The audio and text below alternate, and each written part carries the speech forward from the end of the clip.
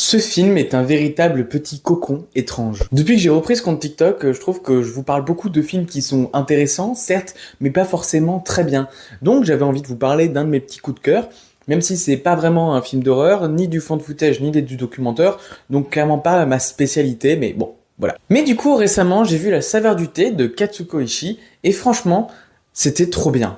Pour vous décrire un peu le film, c'est un slice of life d'une famille dans la campagne japonaise où on va suivre du coup le grand-père, la mère, le père, l'oncle et les deux enfants. En fait, on va les suivre dans des périodes qui sont, même si elles sont pas incroyables et charnières, vont être importantes pour eux.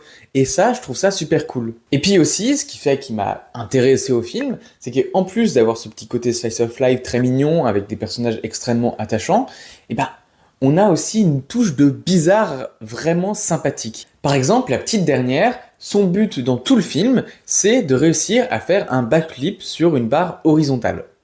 Voilà, y a rien de plus. Et elle ressent en elle-même une petite pression constante de sa propre part, et la manière dont elle est montrée à l'écran, c'est qu'il y a une version d'elle-même géante qui la juge. Et il y a plein d'autres scènes comme ça, où les personnages sont toujours un petit peu off, un petit peu étranges, et moi, j'aime bien ce genre de personnages, t'as l'impression qu'ils sont dans leur propre univers à eux, avec leurs propres règles, et que ça dérange pas.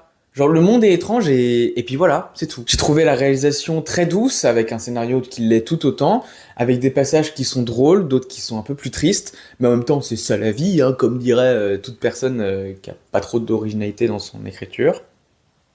Bon, après les TikTok elles sont pas écrits, donc ça.